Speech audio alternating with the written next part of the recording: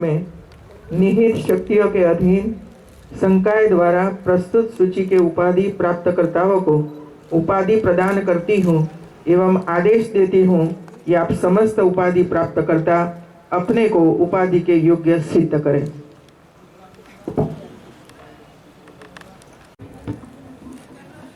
मध्य प्रदेश में जो स्वसहायक जुट चलता है, इसका एक ग्रुप इधर मैंने बुलवाया है। पिछले 1 साल से मैं मध्य प्रदेश और छत्तीसगढ़ में हर एक डिस्ट्रिक्ट में जाती हूँ और स्व सहायता जुट का महिलाओं को मिलती हूँ। वे महिलाएं क्या काम कर रही है, ये जब मैं सुनती हूँ, देखती हूँ, तब मुझे बहुत ही गौरव होता है कि जो महिलाएं पहले घर से बाहर निकलती नहीं थी, आज अपने परिवार को आधार दे रही है, कुछ न कुछ नया काम करती है और लाखों रुपया की इनकम करती है, जो पहले 1 रुपया भी कमाती नहीं थी। आज महिलाएं बहुत ही गौरव से, स्वाभिमान से अपना परिवार चलाती है और किसी के सामने हाथ लंबाती नहीं है।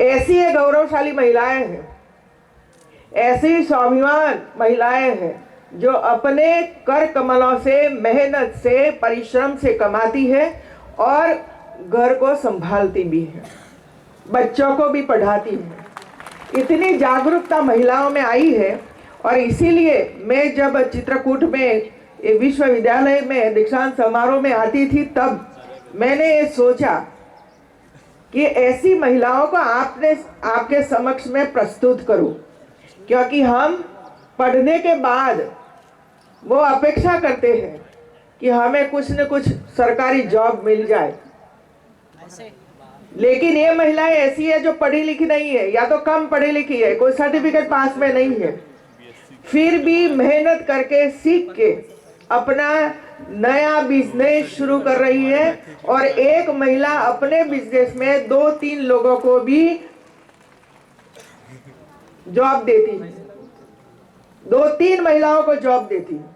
अपने पति के लिए मुद्रा में से लोन लेकर अपने पति भी आगे बढ़े, इसका प्रयास कर रही है मित्रों। और इसीलिए आज के बीच मैंने ऐसी महिलाओं को इधर बुलाया है जो बहुत बढ़िया काम कर रही है। और हमारे बच्चे सोचे कि जो पढ़ी लिखी महिलाएं नहीं है, फिर भी परिश्रम से, हिम्मत से आगे बढ़ती है, तो परिवार भी आगे बढ़ता है। आप सुनिए जो महिलाएं कहना चाहती वो। मुख्य अतिथि महानिर्देशक IARC डॉक्टर त्रिलोचन महापात्र जी, कुलपति ग्रामोदय विश्वविद्यालय प्रोफेसर नरेश चंद्र गौतम जी, कुल सचिव डॉक्टर भारती जी, सभी प्रोफेसर, डीन, प्रिय छात्र छात्राएं और प्यारे बच्चे और सभी अतिथिगण, और जिस छात्र छात्राओं को गोल्ड मेडल मिला है, PhD की उपाधि प्राप्त की है, ये सभी छात्र छात्राएं। महात्मा गांधी चित्रकूट ग्रामोदय विश्वविद्यालय के 7वें दीक्षांत समारोह में उपस्थित होकर मुझे प्रसन्नता हो रही है। आज स्वर्ण पदक और उपाधि प्राप्त करने वाले छात्र छात्राओं को मैं हार्दिक बधाई और शुभकामनाएं देती हूँ। चित्रकूट की पावन भूमि को प्रणाम करती हूँ, जो प्रभु श्री राम के रूप में ऐसे महानायक की कर्म भूमि की साक्षी बनी है।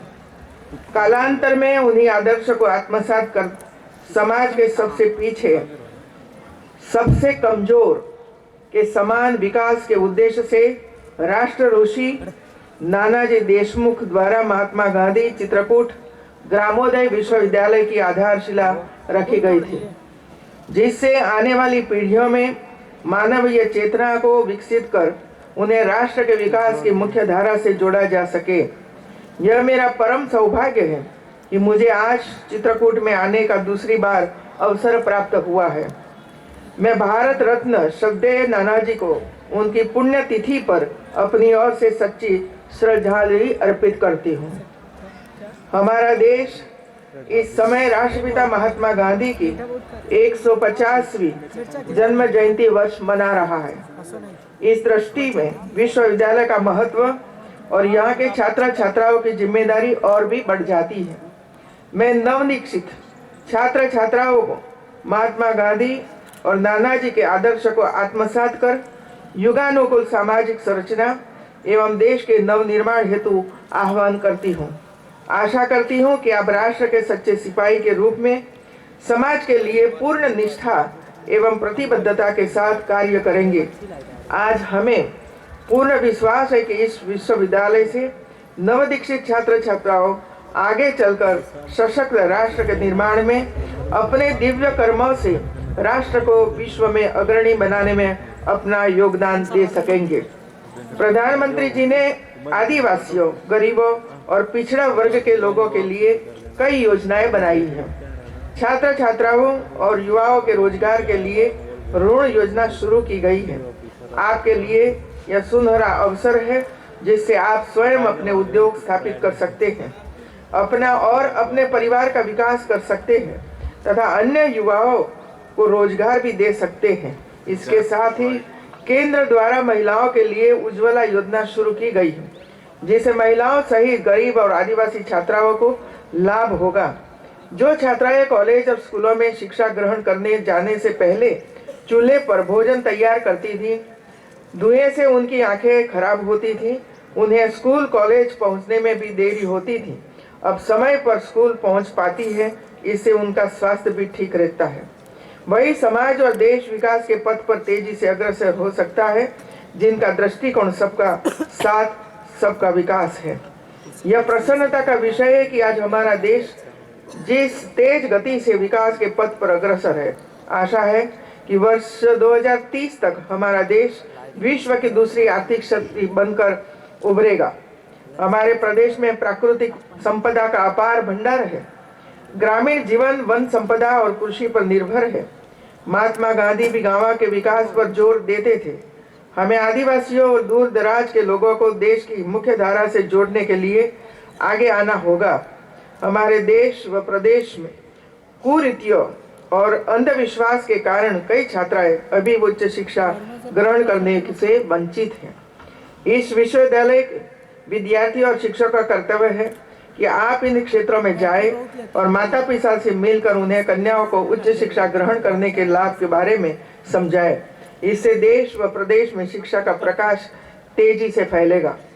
यह विश्वविद्यालय की स्थापना का 29वां वर्ष है। विश्वविद्यालय ने विगत 5 वर्षों में अनेक उपलब्धियां अर्जित कर प्रादेशिक एवं राष्ट्रीय शिक्षा के उन्नयन में अपनी सशक्त भूमिका का निर्वहन करते हुए राष्ट्रीय मूल्यांकन एवं प्रत्यायन परिषद द्वारा उनके प्रथम निरीक्षण में A ग्रेड प्राप्त कर निश्चित रूप से ही मिसाल कायम की है। यह विश्वविद्यालय उच्च शिक्षा के साथ ही कौशल विकास की नवीन शैक्षणिक शैली के माध्यम से राष्ट्रीय मांग के अनुरूप नव युवक एवं नव युवतियों के स्वरोजगार एवं स्वावलंबन की दिशा में महत्वपूर्ण भूमिका निर्वहन कर रहा है। विश्वविद्यालय ने उच्च शैक्षणिक वातावरण यथा पेपरलेस टेक्निक, धूम्रपान मुक्त हरित परिसर, सौर ऊर्जा संचालित संयंत्र के साथ ही ड्रेस कोड जैसे अति उपयोगी पर्यावरणीय अनुकूलित अनुप्रयोगों को अंगीकृत कर एक उत्कृष्ट शिक्षण संस्थान के रूप में विकसित करने में अनूठी सफलता प्राप्त की है। इस विश्वविद्यालय में छात्रों की बढ़ती संख्या विश्वविद्यालय की प्रासंगिकता एवं सामाजिक स्वीकार्यता की द्योतक है। वर्तमान में महिला बाल विकास विभाग मध्य प्रदेश शासन योजना अंतर्गत मुख्यमंत्री सामुदायिक नेतृत्व क्षमता विकास का शासकीय कर्मचारियों हेतु प्रस्तावित BSW पाठ्यक्रम को संचालित कर लगभग 35,000 कर्मियों को नेतृत्व क्षमता विकास में दक्षता प्रदान कर राजकीय मानव संसाधन में अभिवृद्धि करने में सफलता प्राप्त की है। विद्यार्थी शिक्षण परिणामों को अपना डिजिटिंग कार्ड नहीं बनाए। शिक्षा व्यक्ति के जीवन को प्रकाशवान बनाती है। ज्ञान का उपयोग देश के नागरिकों का जीवन स्तर ऊंचा उठाने, समाज एवं राष्ट्र की बहुमुखी प्रगति करने की प्रेरणा देती है। अपने व्यक्तिगत हित से ऊपर उठकर समाज एवं राष्ट्र हित के लिए अपने ज्ञान का सदुपयोग करें। रचनात्मक दृष्टिकोण को साथ समाज के जिम्मेदार नागरिक के रूप में अपने कर्तव्य का निर्वहन करें। यह अवसर अभिभावक के लिए भी बहुत गर्व और उत्साह का अवसर होता है। इस दिन उन्हें अपनी लंबी साधना, प्रार्थना और परिश्रम का सुखद परिणाम मिलता है। आज उपाधि प्राप्त करने वाले छात्राओं से कहना चाहती हूँ कि आपको लक्ष्य बनाकर आगे बढ़ना है। लक्ष्य ऐसा होना चाहिए जो पहुंच में हो पर पकड़ में नहीं। यह लक्ष्य जब पकड़ में आ जाएगा तो हमें लक्ष्य की प्रेरणा मिलेगी। नानाजी देशमुख अक्सर कहा करते थे कि उन्हें राजा राम से वनवासी श्री राम अधिक प्रिय लगते थे। अतएव वे अपना बचा हुआ जीवन चित्रकूट में ही बिताएंगे। ये वही स्थान है जहाँ राम ने अपने वनवास के 14 में से 12 वर्ष गरीबों की सेवा में बिताए थे। उन्होंने अपने अंतिम क्षण तक इस प्रण का पालन किया। मैं आप सभी विद्यार्थियों से कहना चाहती हूँ कि आप अपनी शिक्षा व ज्ञान का उपयोग गरीबों की सेवा तथा दलितों के उत्थान के लिए करने का संकल्प लेकर यहाँ से जाए। श्री राम के आदर्शों और सिद्धांतों को आत्मसात करें। आपको जीवन में जरूर सफलता प्राप्त होगी। विद्यार्थी देश समाज का भविष्य है। जैसा भविष्य का स्वरूप हम चाहते हैं, हमें विद्यार्थियों को उसी के अनुसार शिक्षित प्रशिक्षित करना होगा। इसके लिए हमें शोध और अनुसंधान के विषयों को व्यापक बनाया जाना चाहिए। परंपरागत रूप में देश समाज की समस्याओं को शोध का विषय बनाया जाता है। उनके समाधान के प्रयासों का अनुसंधान किया जाता है। विषय चयन को विस्तारित किया जाना चाहिए। वर्तमान समय में प्रयागराज में कुंभ मेला आयोजित है। कुंभ के करोड़ों लोग स्नान करने आ रहे हैं। इसके लिए किस तरह का प्रबंधन किया गया है? श्रद्धालुओं को किसी प्रकार की अव्यवस्था और परेशानी नहीं हो रही है। सर्वत्र स्वच्छता बनी हुई है।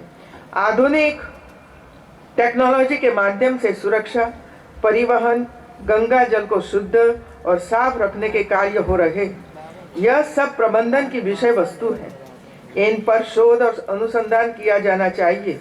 जरूरत है कि संबंधित विषयों में शोध के इच्छुक विद्यार्थी कुंभ आयोजन का अध्ययन करें। मैं विश्वविद्यालय के प्राध्यापकों से अनुरोध करती हूँ कि वे कुंभ की व्यवस्थाओं के अध्ययन के लिए छात्र छात्राओं को लेकर जाए और वहां जाकर वो सब देखें और अनुसंधान के लिए प्रेरित करें। मैं शिक्षकों तथा विश्वविद्यालय के पदाधिकारियों से कहना चाहती हूँ कि आप विद्यार्थियों को प्रयागराज कुंभ के विषय में पीएचडी की डिग्री प्राप्त करें, ऐसे विषय लेकर आने वाले समय में उस पर संशोधन करें। मित्रों, आज हमारे बीच कुछ छोटे छोटे छात्र इधर आए। आपको लगता होगा कि ऐसे बच्चों को क्यों बुलाया गया है? इसीलिए बुलाया है, वे गांव में पढ़ते हैं और गांव से दूर कभी भी नहीं गए हैं।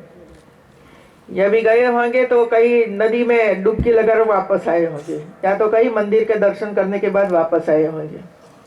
लेकिन कोई इतनी बड़ी यूनिवर्सिटी देखे तो बच्चों के मन में एक विश्वास पैदा होता है। ये देखते हैं, ये दीक्षांत समारोह देखते हैं, बच्चों को देखते हैं, डिग्री क्या है, गोल्ड मेडल क्या है, सब देखते हैं। ये बड़े बड़े बिल्डिंग वगैरह देखते हैं, तब उसके मन में एक विचार आता है कि हम आगे बढ़ेंगे तो ये विश्वविद्यालय में स्टडी करने के लिए जरूर आएंगे। मित्रों, एक विश्वास के साथ वे इधर से जाते हैं और आगे बढ़ने की विचार के साथ अपना संकल्प करते हैं और स्टडी में ध्यान रखते हैं और आगे बढ़ने के लिए प्रयास करते हैं। और इसीलिए सभी बच्चे इधर आए हैं और देखते हैं कि ये क्या है, ये बड़े बड़े बिल्डिंग में क्या चल रहा है। और मैं सोचती हूँ कि इसके साथ जो टीचर आए हैं वो वैसे उसको स्कूल वापस न ले जाए, लेकिन इधर 4-5 ऐसे जो स्थान है, बिल्डिंग है, इसमें ले जाए और वहाँ क्या क्या प्रवृत्तियाँ हो रही है वो दिखाए उसको। एक दूसरा, इधर स्व सहायता जुट की महिलाएं हमारे सामने आई थी, लेकिन संकोच की वजह से वो बोल नहीं पाई और थोड़ा सा वो बोली। मित्रों, मैं मध्य प्रदेश और गुजरात में महिला सशक्तिकरण के लिए काम करती थी। महिलाओं में काफी शक्ति है मित्रों, लेकिन ये शक्ति का उपयोग राज्य के विकास में नहीं हुआ। यदि आधी आबादी जो राष्ट्र की शक्ति में सहभागी नहीं बनती है, तो राज्य या तो केंद्र देश कभी भी आगे नहीं आ सकता है। और इसीलिए 50% महिलाओं की भागीदारी राज्य और देश की प्रगति में कैसे योगदान दे, ये प्रयास करना चाहिए। और इसी वजह से स्व सहायता जुट या गुजरात में सखी मंडल के नाम से हम पहचानते थे और उसको सशक्त बनाते थे। वो ट्रेनिंग देते थे और कैसे काम करना है, और इसके लिए जो जरूरत है पैसों की, तो वो भी उसको सहायक बैंकों के द्वारा करते थे। और महिलाओं में इतनी जागरूकता आई है कि आज काफी महिलाएं करोड़ों करोड़ों रुपया कमा रही है। मैं बालाघाट की बात इसलिए आपके सामने करना चाहती हूँ। मैंने सुना था कि बालाघाट की महिलाओं स्व सहायता जुटों ने 3 करोड़ रुपया इकट्ठा किया है बचत से। काम करने की वजह से उसको मुनाफा मिला, ये सब करके 3 करोड़ रुपया इकट्ठा किया। अपनी बैंक बनाई और आज वो ही महिलाएं दूसरी महिलाओं को लोन देती है। कहीं भी बैंक में जाने की आवश्यकता नहीं है। आप आइए, रात को 12 बजे भी महिला उसको उठाती है और पैसे ले जाती है वहां से। ऐसी काम जो महिलाएं करती रहती हैं, और इसमें एक बदलाव, बड़ा बदलाव आया है, और वो है अपने बच्चों को पढ़ाना। पहले हमें प्रयास करना पड़ता था, राज्य सरकार को गांव गांव तक जाना पड़ता था, बच्चों को ढूंढना पड़ता था, लिस्ट बनानी पड़ती थी, पकड़कर स्कूल में ले जाना पड़ता था। और उसी समय महिलाएं, माता ये बोलती थी कि बच्ची को पढ़कर क्या करना है, उसको ससुराल जाना है, खाना पकाना है, बच्चों पैदा करना है और आगे बढ़ाना है। वो सोच थी वो महिलाओं की। आज सोच बदली है और वो ही महिलाएं कहती है हमें बच्चों को आगे बढ़ाना है, और वो यूनिवर्सिटी में भेजती है, स्कूल में पढ़ाने के लिए भेजती रहती है, फीस भी भरती है। वो बदलाव है। दूसरा बदलाव आया है, जितनी राज्य सरकार और केंद्र सरकार की योजनाएं हैं, सभी योजनाओं का लाभ वे कैसे ले सकती हैं, उसका वो प्रचार प्रसार करती है और लाभ दिलवाने का काम भी करती है।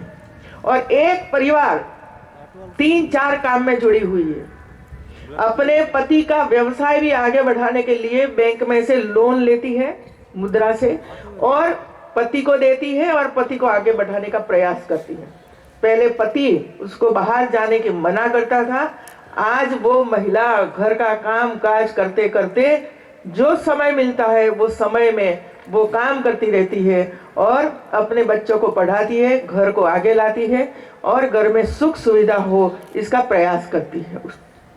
और इसमें केंद्र सरकार और राज्य सरकारों ने महिलाओं के लिए काफी योजनाएं बनाई है। और मैं आज ये बताना चाहती हूँ कि हमारे जो विश्वविद्यालय के स्टूडेंट्स हैं वो जहाँ भी काम करें वहाँ ऐसे गरीब परिवारों को ट्रेनिंग कैसे मिलती है, कहाँ मिलती है, लोन कहाँ से मिलती है, फॉर्म कैसे भरना है, ये सब उसको सहाय करे मित्रों, उसको सहाय करे। वही हमारा काम है क्योंकि बिचौलिए लोग हैं, बिचौलियों जिसको बोलते हैं, वही एक फॉर्म भरवाने में 500,000 रुपया ले लेते हैं, 500,000 रुपया ले लेते हैं मित्रों। और आज टेक्नोलॉजी का उपयोग हो रहा है और रजिस्ट्रेशन करवाना पड़ता है, तो रजिस्ट्रेशन नहीं करवा सकते हैं तो ऐसे लोग बीच में आ जाते हैं और लाइए आपका रजिस्ट्रेशन मैं करवा देता हूं, 100 रुपया दे दीजिए मुझे। तो हम पढ़े लिखे हैं, टेक्नोलॉजी जानते हैं, तो टेक्नोलॉजी का उपयोग करके रजिस्ट्रेशन किसानों का करवाना है या तो महिलाओं का करवाना है या स्टूडेंट्स का करवाना है, तो ये आप सहयोग करेंगे तो काफी मुश्किल में से हमारी महिलाएं बाहर निकल जाएगी और उसको राज्य या केंद्र सरकार की योजनाओं का लाभ उसके घर तक हम पहुंचा सकते हैं। तो आज हमारी महिलाओं हमारे बीच थी और हमारे नन्हे मुन्ने बच्चे भी थे और वे लोगों को यूनिवर्सिटी की ओर से फ्रूट्स दिया गया है।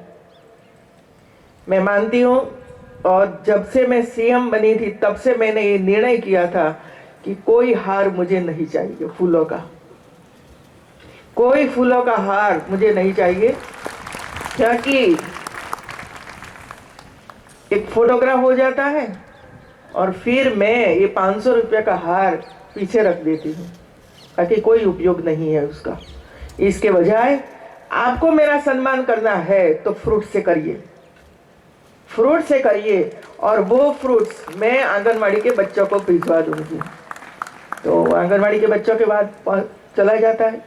कई लोग बोलते हैं कि हम इससे और कुछ दे सकते हैं, तो अभी मैंने शुरू करवाए बुक्स दे दो, मुझे बुक्स दे दो भाई। तो ये बुक्स मैं बच्चों को दे दूं, बच्चे पढ़े, घर पर रखे, जब समय मिले तब पढ़ने का काम करें। तो ऐसे पिछले 4-6 महीने में 4000 बुक्स 8वीं तक कक्षा तक के बच्चों के लिए लोगों ने मुझे दिए 4000 बुक्स। ये 4000 बुक्स मैंने प्राइमरी स्कूल के बच्चों को दिया है और वो पेंटिंग भी कर रहे हैं, वो पढ़ रहे हैं, वो कहानियाँ पढ़ते हैं, वो नॉलेज बढ़ाने का काम कर रही है, जनरल नॉलेज की बुक्स है, ये सब बच्चों के पास पहुंची है और वे बच्चे अभी बहुत ही अच्छा काम कर रहे हैं मित्रों। आज काफी विद्यार्थियों को, स्टूडेंट्स को कई अवार्ड मिले और मुझे ये कहा गया, मुझे पता भी है कि सबसे ज्यादा इसमें लड़कियां हैं। तो ये बैलेंस कब होगा? ये बैलेंस कब होगा? एक समय ऐसा था कि लड़के ज्यादा पढ़ते थे, लड़कियां कम पढ़ती थी। तो हमने बेटी पढ़ाओ करके बेटियों को आगे लाने का प्रयास किया। अब बेटा को पढ़ाओ वो करना पड़ेगा।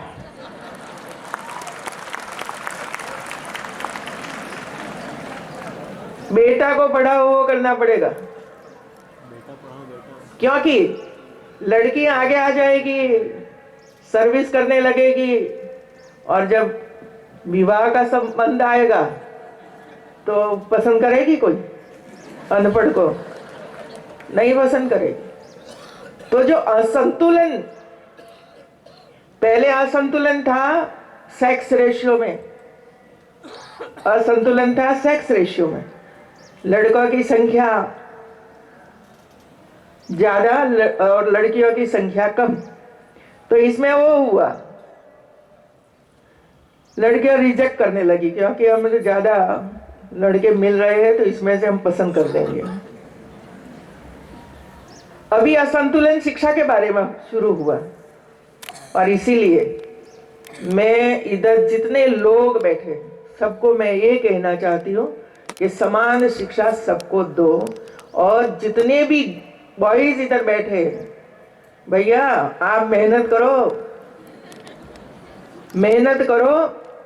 ये ना सोचो कि अब पिताजी का व्यवसाय है इसमें बैठ जाएंगे जाकर। कहीं भी काम करो, लेकिन शिक्षा की जरूरत है, एजुकेशन की जरूरत है, मूल्यों की जरूरत है, देश भावना की जरूरत है, राष्ट्र के लिए कुछ करना चाहिए, वो इसमें से सीखने को मिलता है। सेवा का भाव, समाज में जाकर सेवा करना, गरीबों की, दलितों की, सुश्रुतों की, वृद्धों की, इसमें से वो मिलता रहता है मित्रों। सर्टिफिकेट सिर्फ सर्टिफिकेट नहीं है, वो तो सिर्फ सर्टिफिकेट है मित्रों। लेकिन कोई ये बोले कि ये लड़का इतना अच्छा काम कर रहा है तो इस सर्टिफिकेट से भी अच्छा बड़ा सर्टिफिकेट है मित्रों, ये बड़ा सर्टिफिकेट है हमारे लिए। तो आज आप लोगों ने जो अच्छा काम किया है और आगे आने वाले समय में अच्छा करते रहेंगे, और जो काम करना है, रोज क्या काम कर रहे हो ना, वो लिखते रहो, लिखते रहो। आज सुबह में 6 बजे उठे, फिर क्या किया?